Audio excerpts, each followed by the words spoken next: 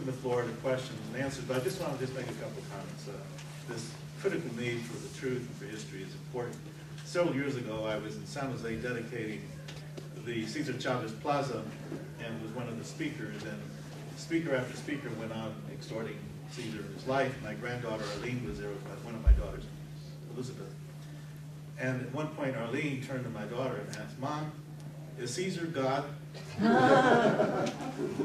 My daughter had to explain that, and then others have talked about canonizing Cesar. Well, I've worked many, many years with Cesar, and he's not a god, he's no saint.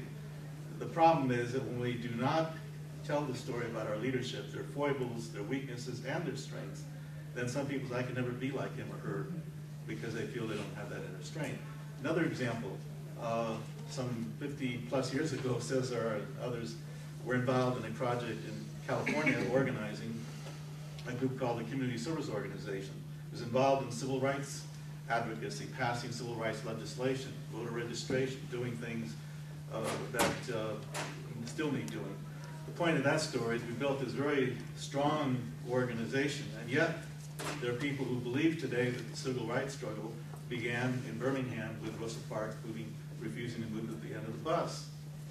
And yet it was in 1945 that Hector Tarango in Orange County filed the Westminster versus Mendez Board of Education suit in that county that ended the segregation of Mexican children in California schools. And Thurgood Marshall heard about that. He came to Orange County to check on that case, which he then used for Topeka versus Brown Board of Education and as a precedent for ending segregation in school. No one ever heard about that.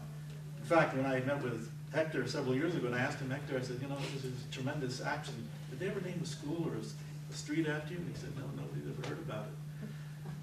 So that's a third example. A second example, just final example, is that some years ago when I was rotating off the board of the Rockefeller Foundation, I was on the nominating committee and I was suggesting names to succeed, and I was pushing to have 2 Hispanics. We'd had 4 African Americans in many years, and I had been the first Hispanic on the Rockefeller Foundation board. So as a member of the committee, I offered some names, but the problem was the nominating committee wanted marquee names and people who were well known, and so I kept pushing for 2, and I wanted 1 male and 1 female. But no, they insisted that they were okay with 2, but they wanted marquee names. Finally, I won and was able to convince them that 1 individual who was not a marquee name, and who proved to be a tremendous and sensational trustee for the next 10 years, functioned very well. The second person was a marquee name, an individual, well known. And I said, you know, that person has a big agenda, and I'm not sure he's going to stick around very long. Sure enough, he was on that board for a little while and then moved on to other things. The point of that story was that the Rockefeller Foundation never filled it with the second Hispanic. We lost that second seat.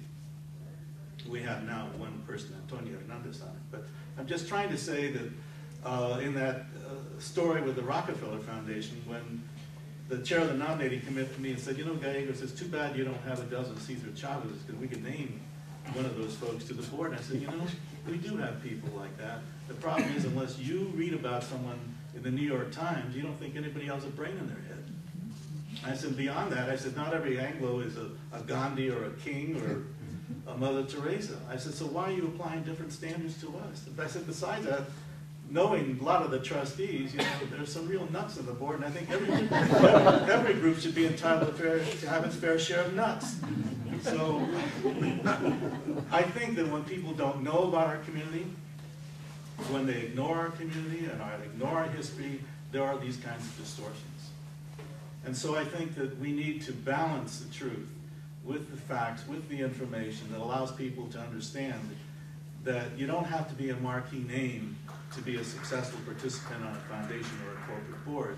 So we get caught up in this notion of leadership, and we define leadership in terms of 1 or 2 models in our community when there are folks who are just ordinary folks doing extraordinary things. And we need to get that lesson out to young people, that they too can make a difference in their community, and they don't have to be regarded as a king, a Gandhi, or a Chavez, or whatever. So let's open it up for questions or comments by our panelists. Again, I'm grateful for the time that you saved to allow us to have Q&A.